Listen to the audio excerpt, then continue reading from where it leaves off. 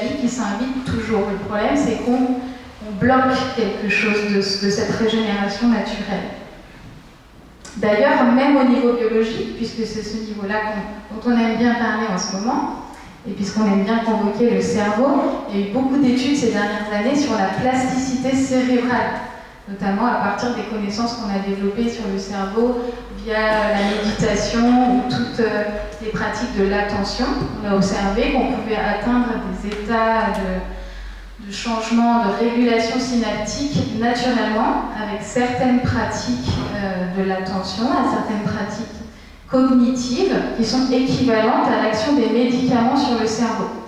C'est-à-dire que si on fait 15 minutes de méditation tous les jours, on aura le même effet sur le cerveau à long terme qu'avec une prise d'antidépresseurs. C'est-à-dire que ça va favoriser cette fois la sérotonine.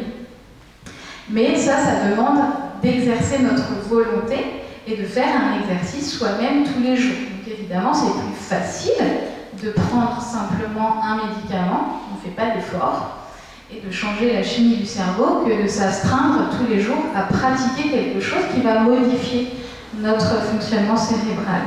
Donc ça, typiquement, c'est une capacité d'autorégénération cérébrale qui est en latence, que nous possédons tous, au même titre que si vous voulez développer vos muscles, vous allez faire du sport. Si vous voulez développer vos capacités d'attention, de bonne humeur, d'altruisme, vous pouvez faire certaines pratiques. Donc voilà, ça c'est le point sur les capacités d'autorégénération naturelle. Et ça c'est aussi intéressant sur le plan social, parce que ça dit aussi qu'on peut cultiver des qualités relationnelles et de rapport à l'autre, comme la compassion, l'altruisme, en cultivant certaines... en pratiquant ces pratiques-là, ça va cette fois convoquer le cortex préfrontal et pas le striatum. Donc on sort d'un fonctionnement simplement archaïque. Et donc typiquement, ça facilite les logiques de coopération, d'entraide, dont nous avons besoin aussi pour faire face aux enjeux de notre temps, et de sortir des dynamiques de compétition qui relèvent justement des instincts plus archaïques, plus premiers. Donc nous sommes donc invités à développer des qualités supérieures, à sortir du striatum. On n'en est plus là maintenant. On a un cortex préfrontal bien développé qui nous attend, qui attend d'être stimulé. Donc nous devons soutenir l'effort de notre volonté et le pouvoir de notre conscience. Nous le savons intellectuellement, mais nous devons aussi le savoir émotionnellement, physiquement. Nous devons mobiliser ce qui en nous va nous faire bouger, nous mouvoir. Il existe en effet une relation entre la détresse de l'écosystème et la détresse humaine. Plus nous serons psychiquement solides, plus nous le serons aussi moralement, biologiquement, et mieux nous pourrons interagir sainement au sein de notre écosystème. Le défi actuel est grand, donc nous devons aussi développer nos ressources internes pour y faire face. Donc ça demande déjà de, intérieurement, pouvoir affronter ce qui nous angoisse, ce qui nous bloque, mais ça demande aussi de changer notre façon d'appréhender les choses, d'un point de vue aussi plus intellectuel et philosophique. On ne peut plus penser les choses seulement de manière coupée, séquentialisée, divisée, mais nous devons rentrer dans des approches plus complexes, plus interdynamiques, plus globales. La nature est dynamique, justement, et auto-organisée. C'est vraiment cette idée du holisme, du fait que tout est interrelié.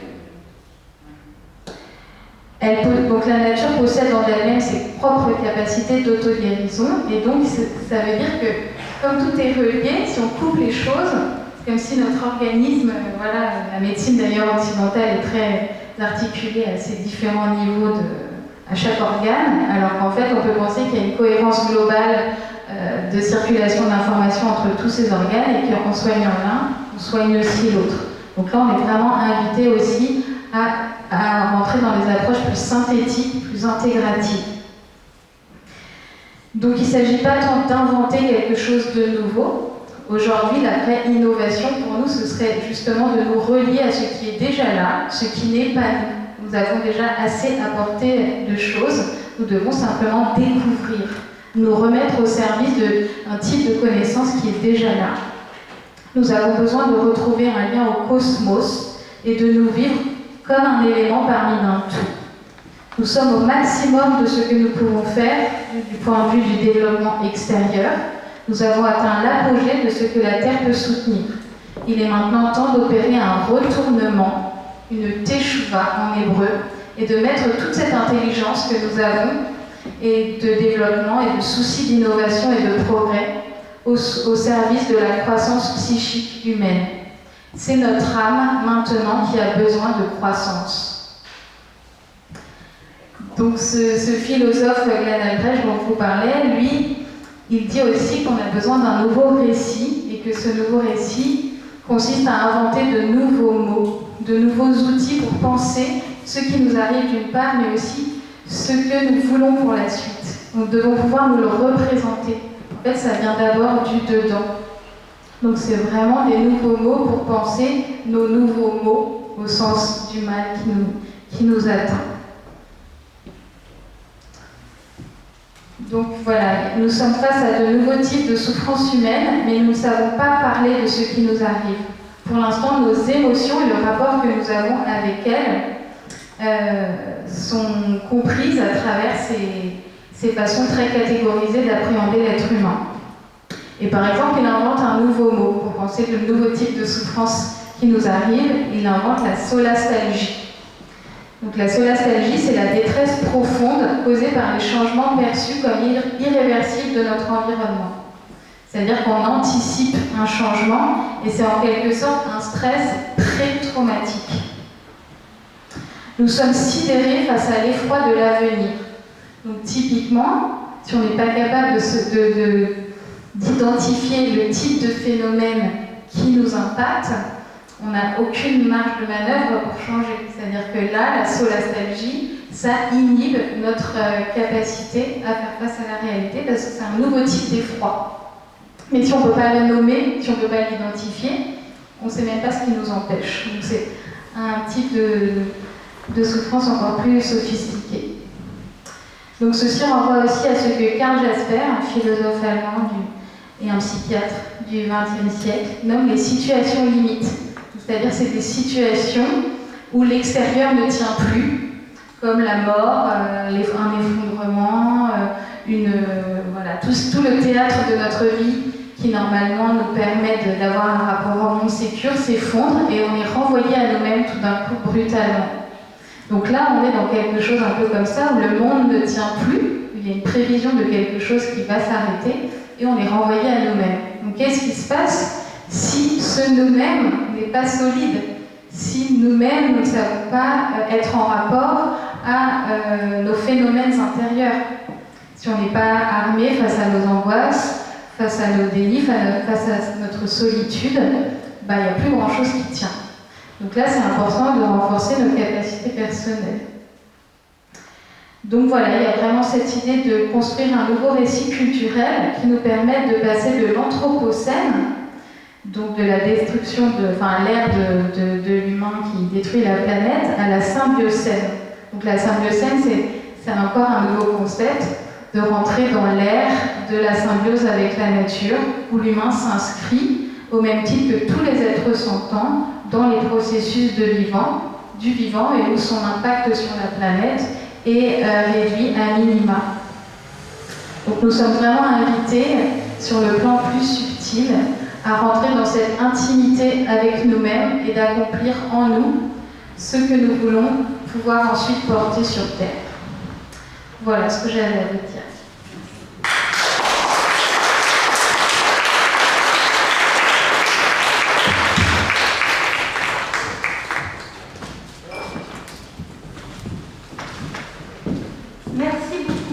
Merci beaucoup à tous les cinq pour cette conférence très intéressante. Maintenant, on va passer la parole à la salle, à ces questions.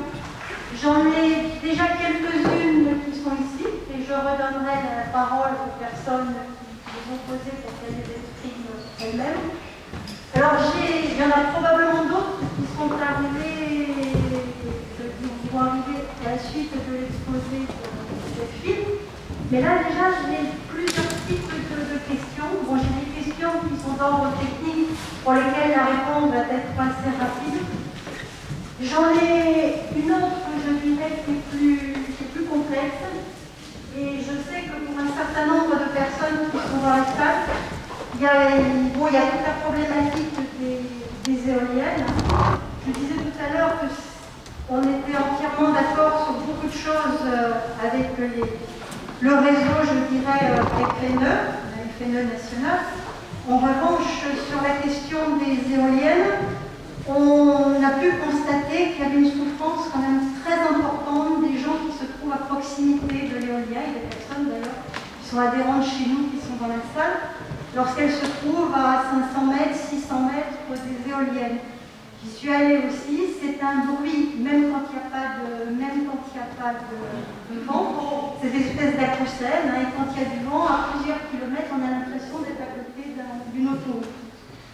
Donc voilà, donc c'est cette partie-là, nous, que la FNE 23, on considère comme étant très importante en ce qui concerne la partie de l'éolien. Et dans la mesure où effectivement la sobriété n'est pas encore entrée en vigueur, comme vous l'avez très bien dit, Delphine, c'est quelque chose qui est très compliqué. Et savoir qu'il y a des gens qui souffrent de ces éoliennes, alors que par ailleurs, ça va servir à mettre de la lumière la nuit dans des villages où personne ne marche à pied ou alors on prend une lampe électrique, ou à mettre des panneaux publicitaires, c'est quelque chose effectivement qui déclenche de la colère parmi un certain nombre de personnes. Bon, je sais qu'il y a des demandes de témoignages et je vous propose de passer la parole et puis après on passera aux questions d'ordre technique.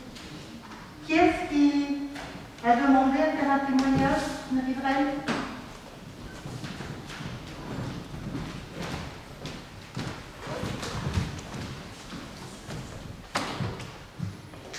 Bonjour tout le monde, j'habite dans l'Allier, qui est l'éolienne qui ont été installées en octobre de l'année dernière.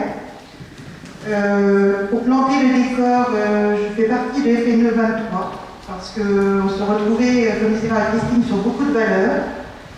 J'ai trouvé vos démonstrations, vos explications pleines de bon sens et de bienveillance.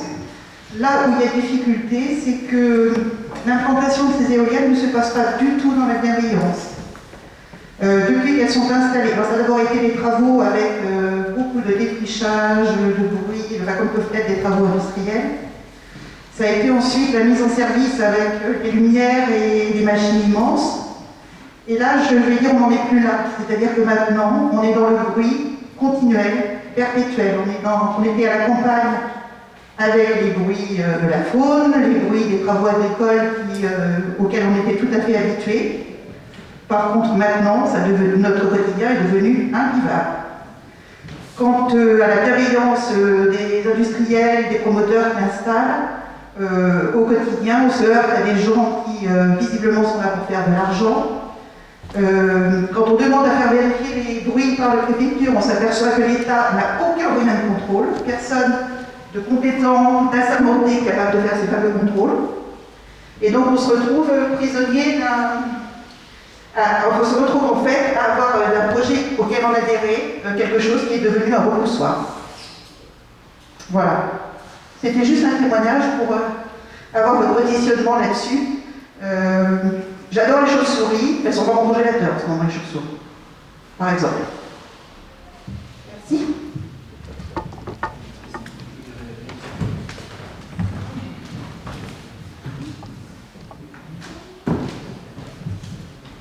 On peut réagir peut-être à chaud à cette intervention. Alors, nous l'objet de notre intervention, ce n'était pas de se positionner pour ou contre. Par contre, on a mis en avant justement des problèmes de gouvernance. Et là, typiquement, on n'est pas sur un problème d'une solution technologique pour faire du renouvelable, dont on ne pourra pas se passer, parce que si on regarde dans l'absolu, au niveau des solutions qu'on a pour faire de l'énergie renouvelable, l'éolien, finalement, reste la technique qui a le moins d'impact, globalement. Par contre, le gros problème qu'on a, c'est un problème de gouvernance. C'est un problème de gouvernance, de choix d'implantation et d'absence de prise en compte des populations dans les choix stratégiques qui touchent à l'énergie. Donc, nous, on ne va pas vous dire on est pour ou contre l'éolien. Dans l'absolu, moi, en tant qu'ingénieur, l'éolien, on ne pourra pas s'en passer, puisque c'est quand même, voilà, au niveau environnemental, on est quand même sur on a vu un peu toutes les solutions de production d'énergie renouvelable ont des impacts. L'éolien reste parmi celles qui en ont moins. Par contre, effectivement, au niveau des choix d'implantation, des choix stratégiques, il y a vraiment des choses à faire. C'est pour ça qu'on nous a présenté les initiatives coopératives de l'énergie partagée, où le choix d'implantation de l'éolienne, il est fait par des citoyens, il est fait en concertation avec les citoyens. Il n'est pas fait de façon complètement déconnectée de la vie des gens qui habitent autour.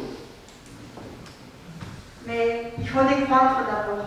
Tout à fait, il faut décroître. Pour faire une petite remarque par rapport, parce que je vais terminer. Ce qui nous gêne par contre, c'est des fois un discours global anti-éolien qui va au-delà de ça, qui dit les éoliennes, dedans il y a des métaux rares, finalement on a un discours qui est complètement galvaudé, puisque le problème n'est pas là, le problème il est de la prise en compte des populations qui sont autour. Mais par contre, si on veut être contre l'éolien, parce que le discours qui ne nous plaît pas trop globalement, c'est un discours comme ce que Stéphane Bern prend la parole là, en faisant tout d'un coup, Stéphane, un grand expert de l'énergie renouvelable. On peut être fondamentalement contre l'éolien et contre les énergies renouvelables si on est fondamentalement décroissant. Donc si on a choisi de décroître et qu'on a choisi de le faire soi-même et qu'on est prêt à accepter une société décroissante, là on peut dire oui, il faut vraiment freiner sur les énergies renouvelables. Mais de façon globale, pour l'instant, c'est pas un problème de frein sur l'énergie renouvelable, c'est plus un problème d'acceptabilité et de prise en compte des populations.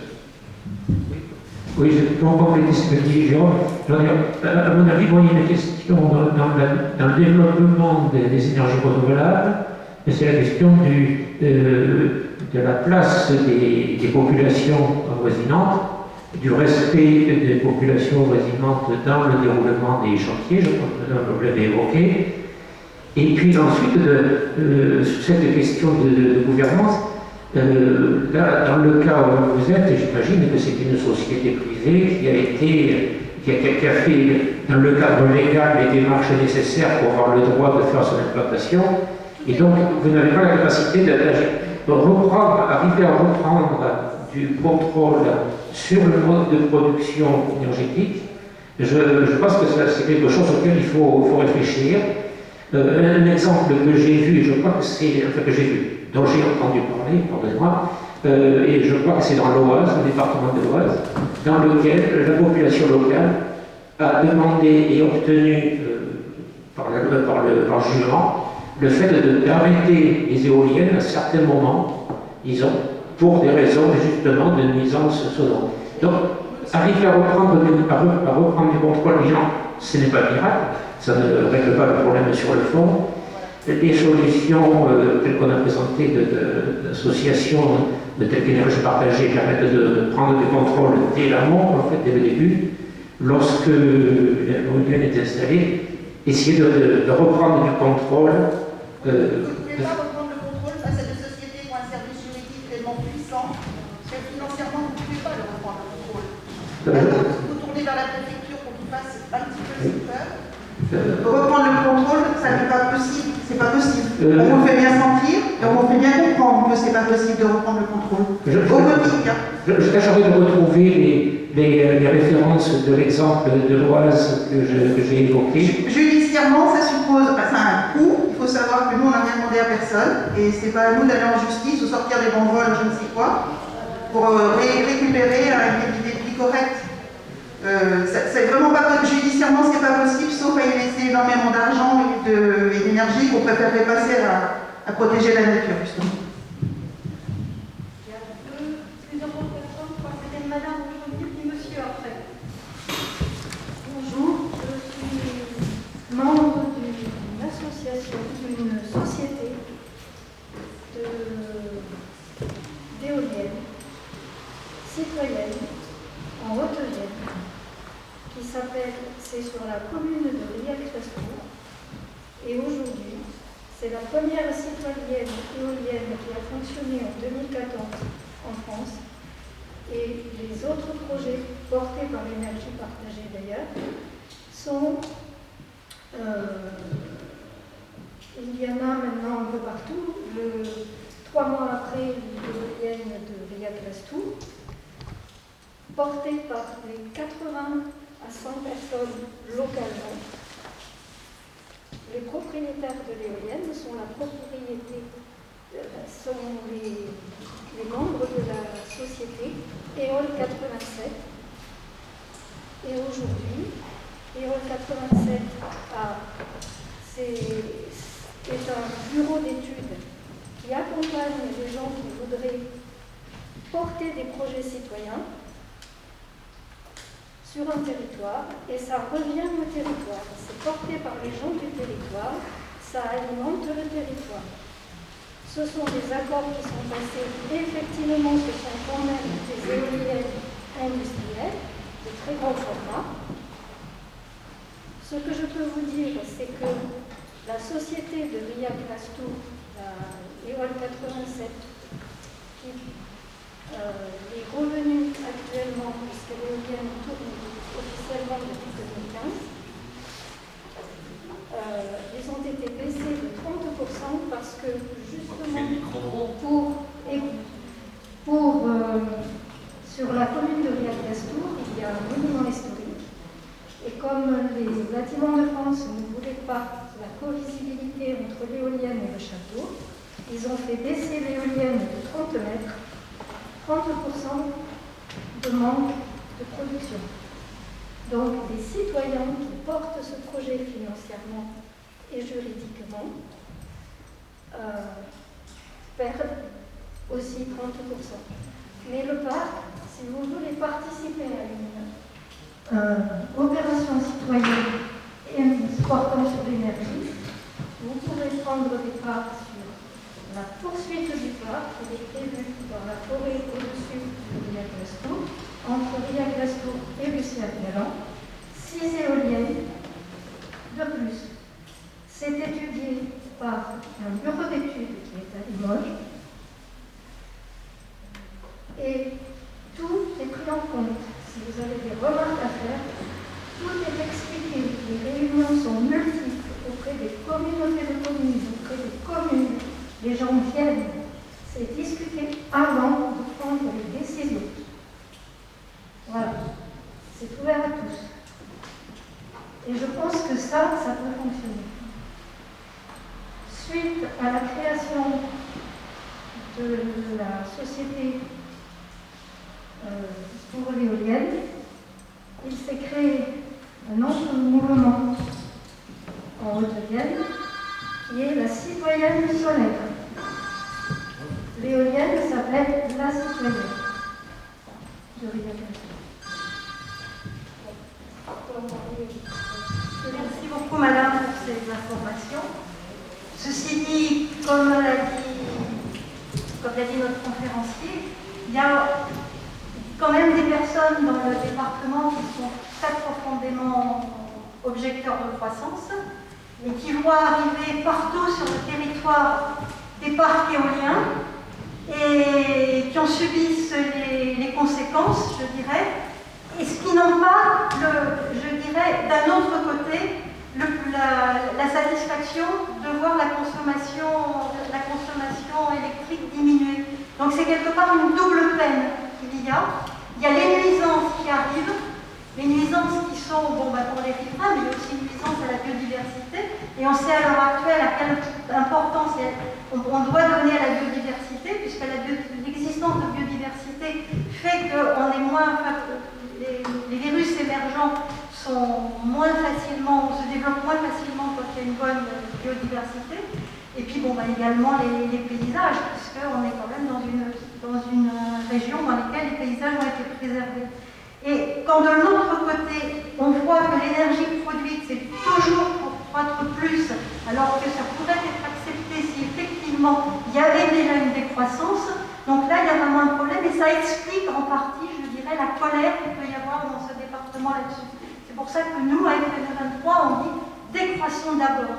C'est la première chose. Et là, on est complètement en face avec vous. On ne pourra pas faire l'économie, je dirais, d'une décroissance, qui n'est pas une récession, une décroissance, elle est voulue. Et après, on discutera éventuellement de mettre des éoliennes, mais il y aura quelque chose en contrepartie. Il n'y aura pas plus de consommation avec des éoliennes qui créent des nuisances. Bonjour, Jean-Luc Péchin, moi je suis président d'un collectif par rapport aux éoliennes, parce que malheureusement, on s'aperçoit sur le départ, j'ai deux exemples, après j'ai une question à poser qui va concerner plutôt l'Allemagne, question un peu taboue. Sur la Creuse, en fait, on s'aperçoit qu'il y a 50 à 60, soit déjà projet soit projet en cours, soit déjà installation d'éoliennes, c'est-à-dire qu'en fait, sur le département, il y a 120 communes sur 240, où les communes et les habitants seront impactés à moins de 1000 ou 2000 mètres des éoliennes. Sachant qu'on est sur un département qui est classé en zone 2, c'est-à-dire qu'en fait, au moins les 2 tiers du département sont des zones où il n'y a pas de vent. C'est-à-dire qu'en fait, là, on est sur des projets éoliens. Tout à l'heure, vous parliez de 150 mètres de hauteur. C'est fini depuis longtemps, là, il y en a. Mais il y en a maintenant des projets à 180, 200, 240 mètres pour produire 2 mégawatts. Alors que parallèlement, quand vous prenez l'ancienne région Aquitaine, où il y a beaucoup de vent, sur les montagnes, la zone atlantique, etc., vous avez 0 éolienne. Donc là, vous parliez de frein au changement, on est sur de l'absurdité, on est en fait sur des projets à fric. Et c'est là où le problème de transition énergétique n'est pas du tout pris en compte. Et j'ai un autre exemple, malheureusement, qui concerne aussi la Bretagne, que j'adore, et la baie de Saint-Brieuc, sur des zones qui, comme chez nous, sont des zones typiques, qui n'ont jamais été dénaturées par l'homme. Et vous prenez des zones qui sont Natura 2000, vous prenez à 15 km du Cap Trel et du Cap d'Erquy, vous avez donc un projet, un début de massacre éolien qui est en cours, puisqu'ils veulent en construire 62 en pouvant les doubler très rapidement. Comme on a affaire, encore une fois, à un promoteur espagnol cette fois, qui est complètement en plus incompétent, il a déjà des casseroles aux fesses, excusez-moi l'expression. Donc en fait, ils sont en train de forer à tout va parce que c'est du granit.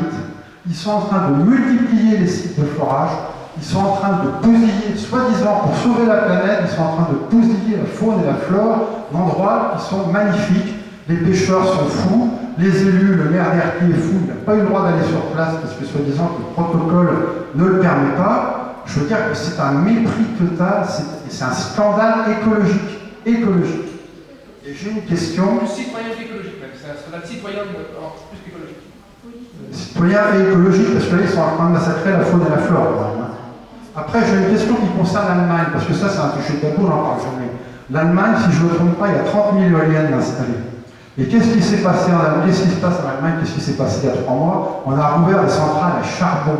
Parce que l'éolien, c'est de la fumisterie, ça produit très peu. C'est une production intermittente qui ne produit quasiment rien.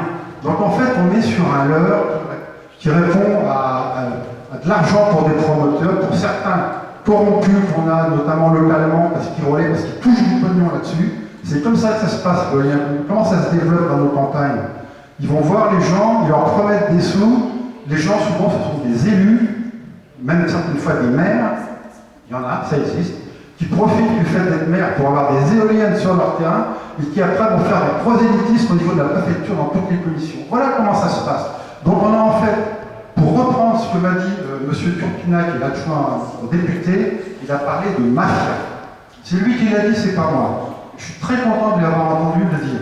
Il n'est pas forcément à fond contre l'éolien, mais on ne peut pas accepter n'importe quoi. Et là, je vous dis franchement, on est sur de la dynamite sociale, de la dynamite rurale comme on veut, parce que là, on est en train d'opposer les bobos fachos des villes, des gens comme Pompili pour du haut pêcheur. De toute façon, l'éolien en Bretagne, ça se fera à toute botte s'il le faut.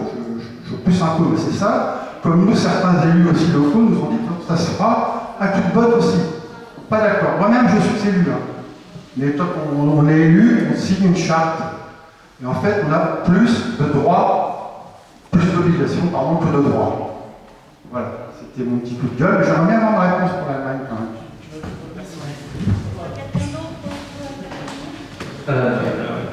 je sais plus le nom, mais il y a un très beau documentaire sur l'éolien qui est en ligne et qui prend l'Allemagne en exemple, parce que c'est l'un des pays qui a développé l'éolien massivement. Le problème de l'Allemagne, c'est que son charbon est à fleur de sol. La grosse belle mécanique de tout à l'heure, ça montrait qu'en fait ils ont qu'à se baisser pour ramasser leur charbon. Ils ont les centrales électriques au cul de la pelleteuse et puis ils déversent le charbon dans l'incinérateur et ils font de l'électricité.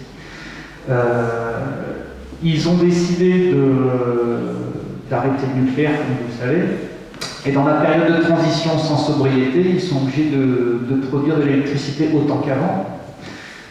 Donc l'éolien produira le jour où il produit, et le jour où il ne produit pas, la centrale à charbon ou à gaz, puisqu'ils font le nouveau oléoduc, gazoduc pour la Russie, va permettre de pallier les creux de l'éolien.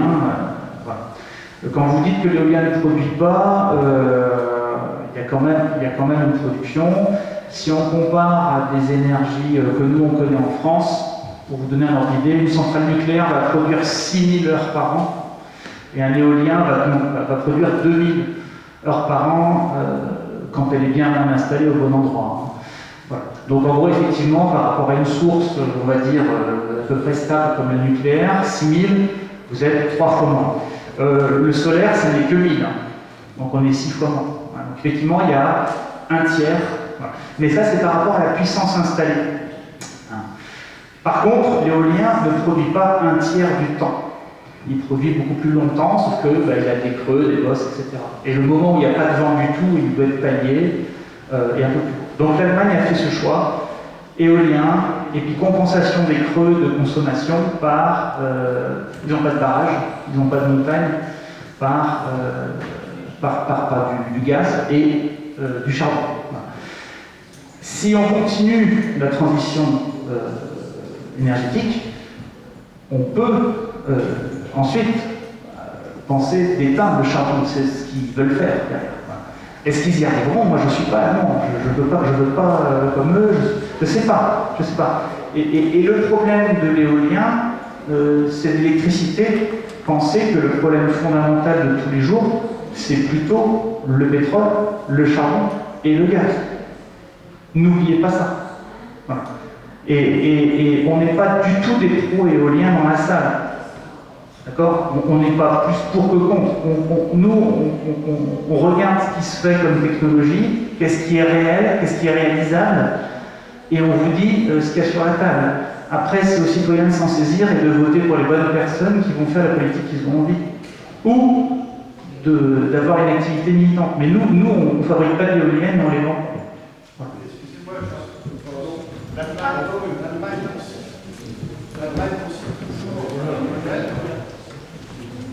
Vous dites que vous mettez sur la table toutes les technologies qui existent, mais il y a vraiment un sujet tabou aussi.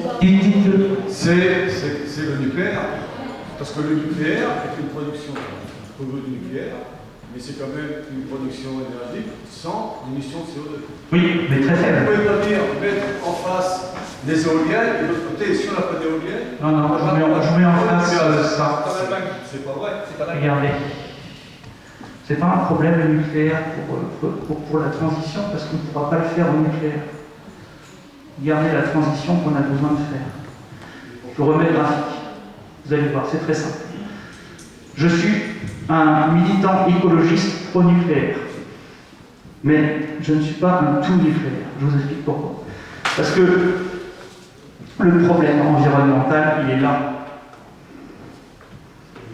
Voire, il est plutôt là. C'est-à-dire que tout ça, il faut qu'on s'en passe.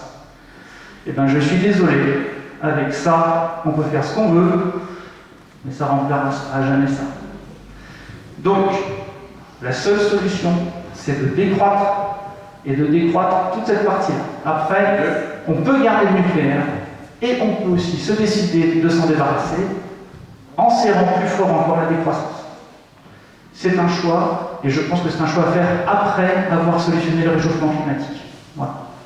Vous ne pouvez pas vous passer des nucléaires, Je n'ai pas dit que je m'en passais. Je vous dis que là, le nucléaire ne changera rien au problème. Vous pouvez le multiplier par 2, par 3 ou par 4, il ne faudra toujours pas le pétrole dans un temps. Vous pouvez multiplier les éoliennes par 2, par 3, toutes les énergies renouvelables par 2, par 3, ça ne solutionnera pas le problème.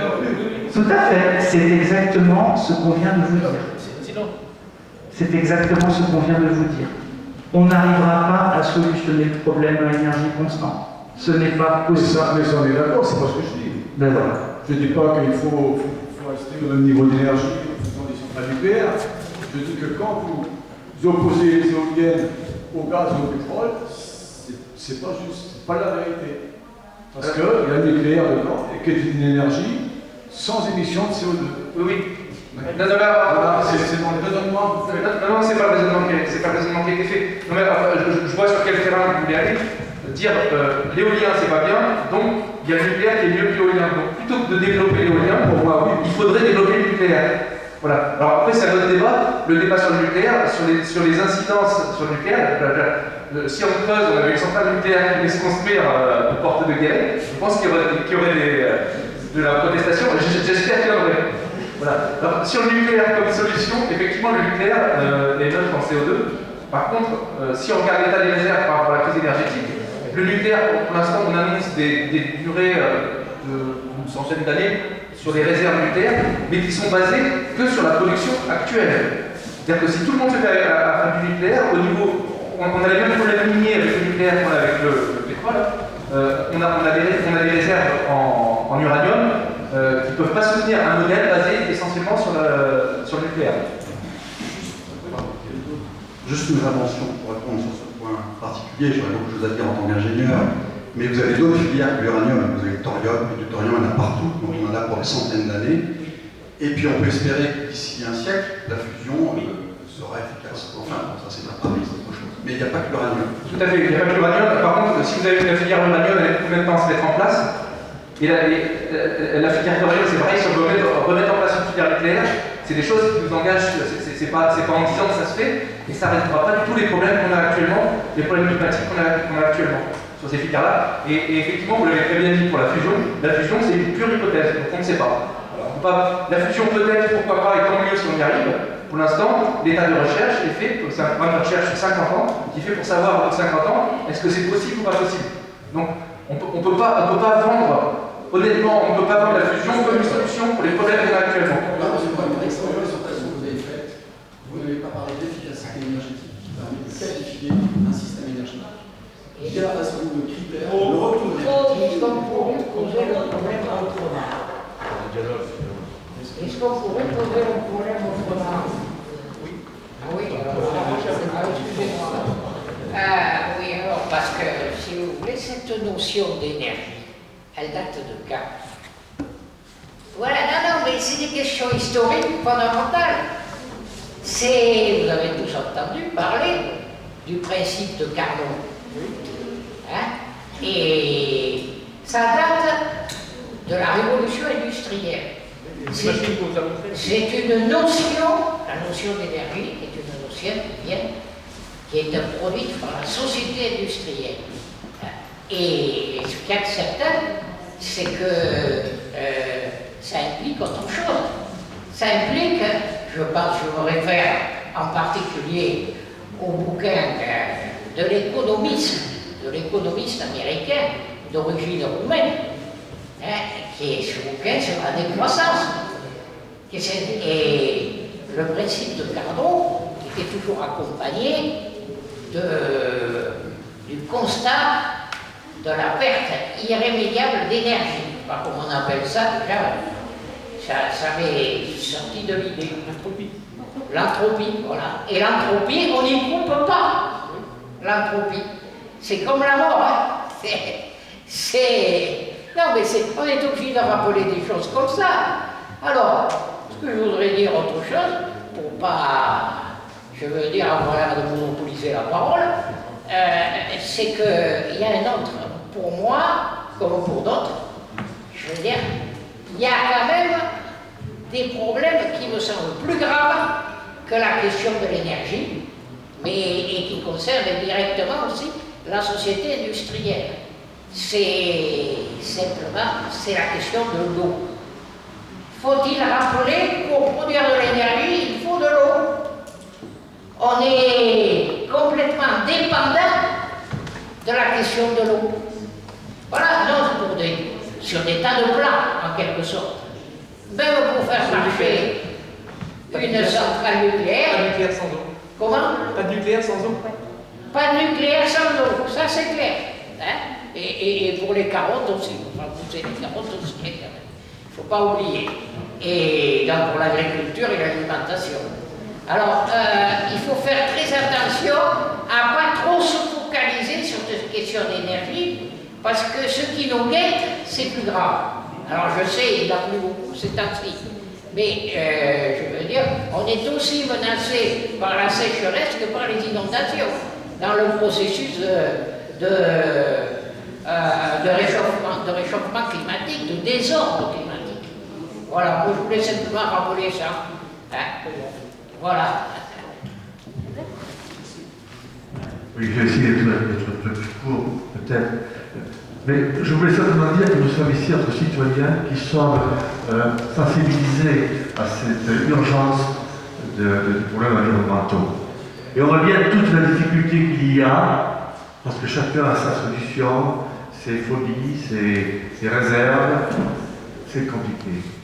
On est d'accord, on va sur un point, le seul truc qui est vraiment indiscutable, c'est le rapport d'hygiène.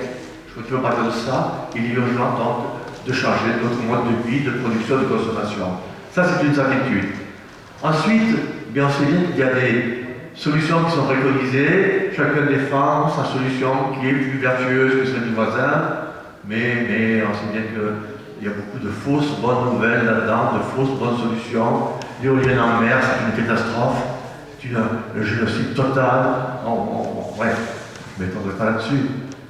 Et en même temps, il faut penser à autre chose. Nous sommes face à une échéance électorale qui va arriver en 2022, paraît-il.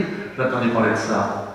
Et j'entends encore actuellement le ministre de l'économie qui nous dit c'est super, on est à 6% de croissance, mais il faut que ça continue, il faut augmenter la croissance, il n'y a que ça qui est vrai.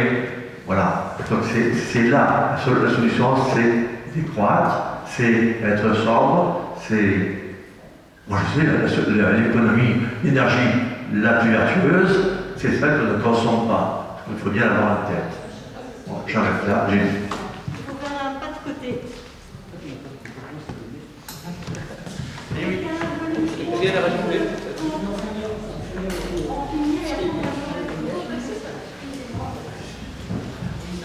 Est-ce que quelqu'un pourrait dire l'éolien marin, où en est l'éolien marin? Parce que bon, il n'est pas sorti de mer encore, ça fait 10 ans, 15 ans qu'on en parle, et puis très peu, on ne s'est pas encore mis en service, très peu, il y a certainement des conditions compliquées. On peut dire beaucoup de choses sur l'éolien marin, donc je ne vais pas oser pouvoir dire beaucoup de choses.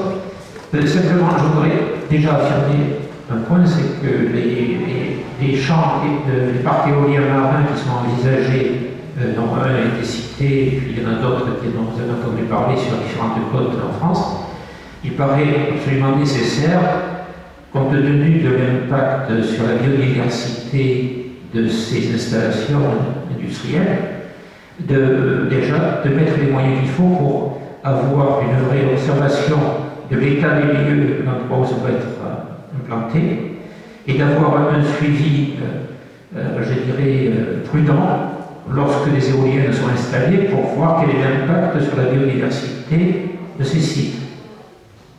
Ça me paraîtrait déjà une condition indispensable.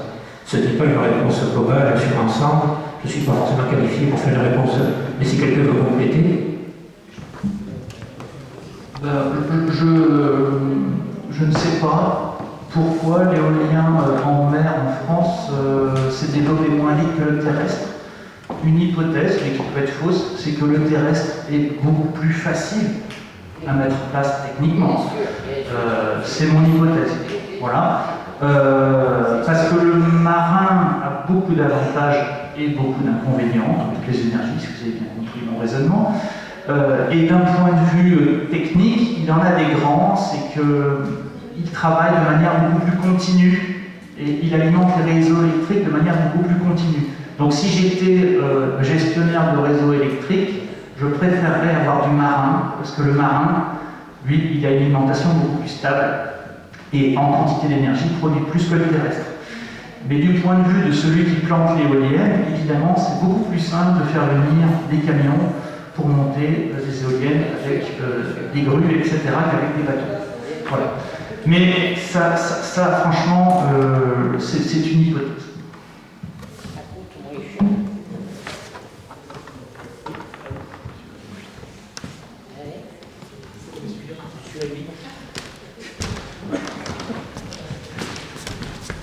Oui, bonjour, je suis élu écologiste régional et je voulais juste, en écoutant ce que vous dites, en fait, ce type de débat, on les a dans toute la Nouvelle-Aquitaine. Et c'est pas fini, je pense, parce que on sort d'une période où, en fait, la production d'énergie, elle était indépendante des activités humaines, dans le sens qu'on allait les chercher en sous-sol, pour les envoyer dans le ciel. Et maintenant, avec la fin des énergies fossiles, la production d'énergie est directement en concurrence avec l'occupation de surface par les humains. Chose qu'on avait oubliée, parce que je vous rappelle qu'au Moyen-Âge, en fait, la production d'énergie, par exemple dans les fermes, il y avait, je crois, un tiers de la surface de la ferme qui était utilisée pour nourrir les animaux de trait. Donc en fait, on avait une partie de la surface utilisée par les humains qui était dévolue à la production d'énergie. On va se retrouver maintenant exactement dans les mêmes circonstances où pour produire de l'énergie, on va partager la surface. On a parlé après des méthaniseurs, mais il y a un gros inconvénient qui n'a pas été souligné. Et là, vous pouvez interroger nos amis, par exemple la Confédération paysanne, c'est que la production d'énergie dans les méthaniseurs, elle rentre directement en concurrence sur le plan des surfaces avec la production agricole, et puis même sur le plan économique, puisque le renchérissement du prix du fourrage, il est lié automatiquement à l'alimentation complémentaire des méthaniseurs par le fourrage, puisque les fameux civets n'arrivent pas à compenser l'ensemble. Donc ce débat-là, on va l'avoir absolument tout le temps. Et c'est pour ça que le vrai débat, c'est la décroissance énergétique, parce qu'on ne sortira pas de cette concurrence. Et il faut bien comprendre. Alors il est effectif, je comprends le désarroi des riverains des éoliennes. On a ce type de désarroi, effectivement, dans tout le nord des Deux-Sèvres, en Poitou, etc. Il y a tout le nord, en fait, de Nouvelle-Aquitaine, qui a d'immenses projets éoliens, où les gens ils se trouvent complètement dépossédés du projet, parce que c'est des grandes entreprises. Bon. Le souci, de toute façon, on va devoir avoir ce genre de produit. Je vais vous donner un exemple qui montre en fait que le gros problème, c'est le fait d'accepter l'usage d'une production ou d'un truc qui, paraît-il, enlaidit le paysage. Il y a l'exemple célèbre de la Tour Eiffel. La Tour Eiffel a été construite à l'occasion de l'exposition universelle, mais après, lorsqu'il est resté ce truc de métal horrible au milieu de la ville, tous les gens disaient, attendez, ça défigure les monuments, on voit la Tour Eiffel depuis l'Arc de Triomphe, c'est une horreur. Donc en fait, il y avait plein d'assauts qui, au nom de l'environnement, du paysage, disaient il faut détruire la Tour Eiffel. Et ce qui a sauvé la Tour Eiffel, c'est quoi? C'est qu'on a inventé la TSF. Et à partir du moment où chaque Parisien a pu, grâce à la Tour Eiffel, écouter la radio, il a compris qu'il n'avait pas d'usage qui était individuel. Et je pense que le grand défi qu'on a pour les éoliennes et pour les autres, c'est que à partir du moment où les gens, comme dans le projet de la citoyenne de RIAC, qu'on considère que c'est leur production d'énergie, leur autonomie, et si on comprend que si on veut faire chauffer son café le matin, c'est grâce à l'éolienne qui est un peu loin, peut-être qui fait un peu de bruit, qu'on la produit, je pense que l'approche qu'on aura des éoliennes va changer. Mais ce qui est horrible, en fait, c'est qu'à l'heure actuelle, l'éolienne, c'est aux mains de sociétés qui ne pensent qu'à faire de l'argent, donc il n'y a pas de concentration, il n'y a pas d'appropriation, ni de gouvernance. C'est pour ça que si vous êtes contre les éoliennes, créez vous-même votre parc d'éoliennes pour faire des gouvernances comme l'ont fait nos amis viennois. Je pense que ça va régler le problème en ce qui concerne l'acceptation. Mais sachez que ce conflit-là, on va l'avoir indéfiniment, il va qu'empirer dans les années qui viennent. Je crois qu'il faut d'abord entrer dans une société de décroissance. Lorsqu'on sera dans une société de décroissance, je suis persuadée que la façon des gens de voir les éoliennes sera différente. Mais tant qu'on est dans une société de croissance et que les nuisances, en fait, sont destinées à faire de la croissance et à apporter encore d'autres nuisances, parce que la 5G, il ne faut pas se faire d'illusions, il y aura des nuisances. Donc en fait, cette tonneau des Danaïdes, en tant qu'on n'est pas rentré dans une société de décroissance, on ne pourra pas faire accepter une population des éoliennes. Voilà. Donc décroissons d'abord, c'est la priorité. La tour Eiffel, elle a été édifiée à une époque où l'acceptabilité du progrès technique était, je veux dire, inattaquable. Il faut se replacer dans le contexte sociologique et historique, vous comprenez? C'était le progrès et c'était un objet d'admiration. C'est ça.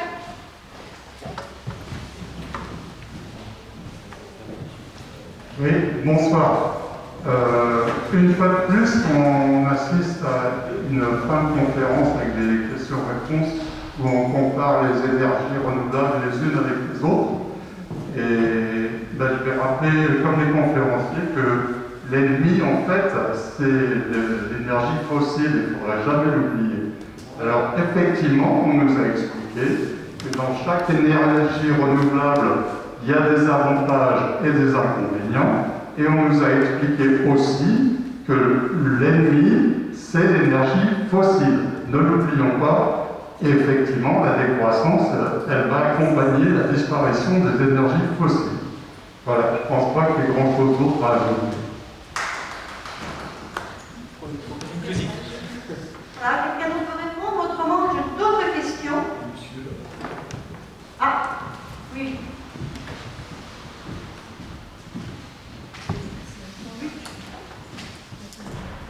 Oui, bonjour, je suis Jean-Luc Paquier, j'habite de commune de Chambranchard.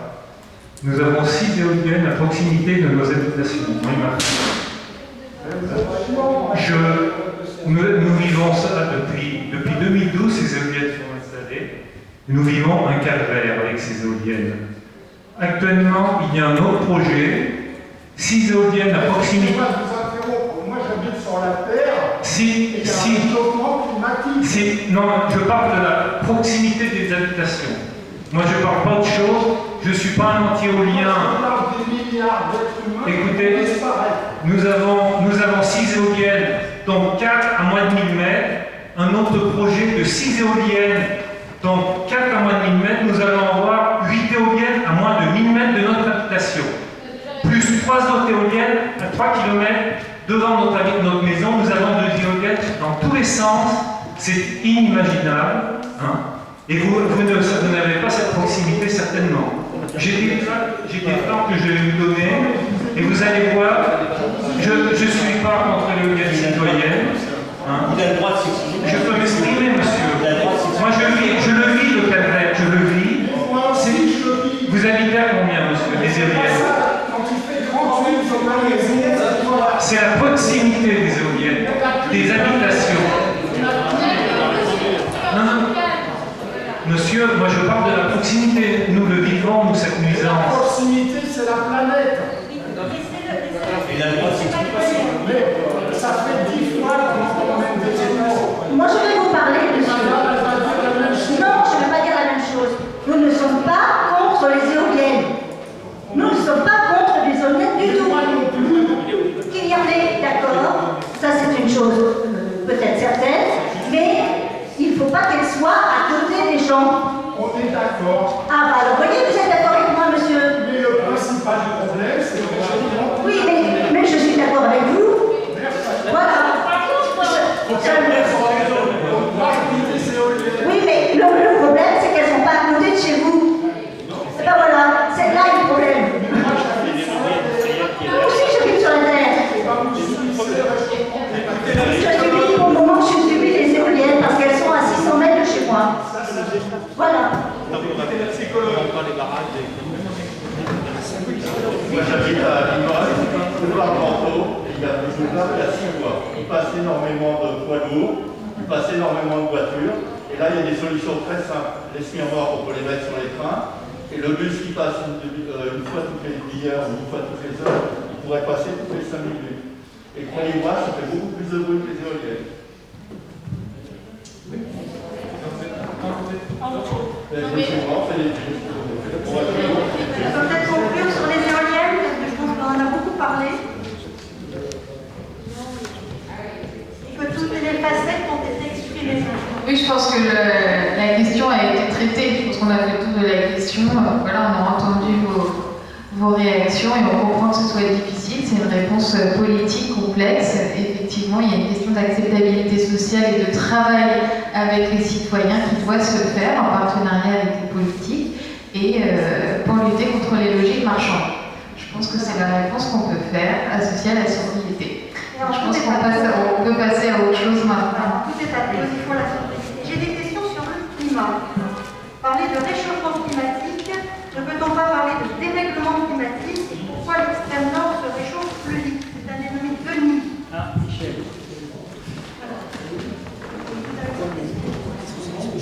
Oui, sur la carte de l'extrême nord du monde, vous voyez que l'extrême nord se réchauffe plus vite que le centre ou le sud de la planète. Pourquoi ce phénomène? Alors ce phénomène il est lié au fait que dans l'hémisphère nord il y a plus de continents et que dans l'hémisphère sud et que cette présence des continents fait qu'on absorbe plus le réchauffement que les océans. Dans la mesure, entre autres, l'océan, en fait, la chaleur supplémentaire se diffuse petit à petit dans les profondeurs. Donc en surface, on le sent beaucoup moins. Donc si on parle de réchauffement, en fait, c'est vrai qu'au départ, c'est un réchauffement. L'effet de serre amène un réchauffement, amène plus de chaleur. Bien sûr, cette chaleur supplémentaire va modifier complètement les équilibres climatiques et va entraîner des bouleversements climatiques. Donc c'est uniquement une question sémantique. Les Anglais vont parler de changement climatique. On peut parler comme on veut, mais au départ, c'est un réchauffement qui va entraîner un bouleversement. Et donc, le nord se réchauffe plus que le sud à cause de la position des continents. Et puis dans l'hémisphère au pôle nord, c'est que de la banquise, il n'y a pas de continent. Donc il n'y a pas ce pôle de froid qu'il peut y avoir au pôle sud. Si. Sinon, quels sont quelqu'un par exemple, j'ai eu les objectifs qui étaient fixés sur les émissions des transports internationaux, mais revient, disons, on ne parlait pas des bateaux, des avions, ça n'était pas pris en compte, et ça doit être très important, alors ça fausse les données, forcément. Alors, c'est pas si important que ça, rapporté à l'ensemble de la consommation énergétique mondiale. Vous savez, quand un avion part d'Orly pour aller à Singapour, à qui on attribue les gaz à effet de serre émis? Est-ce que c'est à la compagnie? Est-ce que c'est à l'endroit où il a fait le plein? Est-ce que c'est en fonction des pays des passagers? Donc, on ne sait pas. Mais l'ensemble du transport aérien ou du transport maritime, c'est pas négligeable, mais ce n'est quand même que 3-4%. Donc c'est pas le plus important. Autre question, si vous voulez un petit complément sur le transport maritime, alors effectivement ça déculpabilise souvent les gros bateaux marchands qui polluent beaucoup. Si on compare par contre ce qui se passe avec la masse transportée dans un bateau marchand, on a finalement des efficacités qui sont très bonnes. C'est-à-dire que moi j'avais fait des simulations avec un produit qui vient de Chine. Le produit qui vient de Chine, il a presque pas plus d'impact sur sa traversée océanique que sur le 200 km en camion qu'il va faire sur le territoire français. Donc là, il faut vraiment relativiser et on ne peut pas se dire c'est pas nous, c'est les autres. Globalement, sur le transport terrestre, notamment le transport individuel, c'est-à-dire que moins on met de choses dans le véhicule, plus le véhicule tourne à vide et plus les impacts sont importants. Et sur le transport, il ne faut pas oublier que dans la production d'énergie renouvelable, on a parlé de la méthanisation tout à l'heure. La méthanisation a du sens dans la mesure où il s'agit de prendre des déchets ou des productions qui sont très locales, disons, sur un rayon de quelques kilomètres autour du lieu du méthaniseur. Mais dès qu'il y a une logique de transport qui est mise en place sur des distances plus grandes, eh bien, les émissions de gaz à effet de serre liées au transport pénalisent complètement l'intérêt de la méthanisation, par exemple. Donc, grosso modo, le cercle, c'est 10 km autour du méthaniseur. Pas plus. Autre question tout à fait différente. Vous parliez de certains arbres qui commencent à décroître, voire à mourir, des chênes et autres, des hêtres. Mais quels arbres dans le futur, dans nos contrées continentales, il faudrait-il planter? Parce que ça va être compliqué, vous savez déjà. Alors ça, les forestiers s'arrachent les cheveux parce qu'effectivement, on ne sait pas. La seule chose qu'on peut dire, c'est que dans les plantations, il faut diversifier. Diversifier les essences, mais également diversifier au sein de la même essence la génétique. Quand vous plantez, ou c'est un clone du même arbre que vous plantez à 1000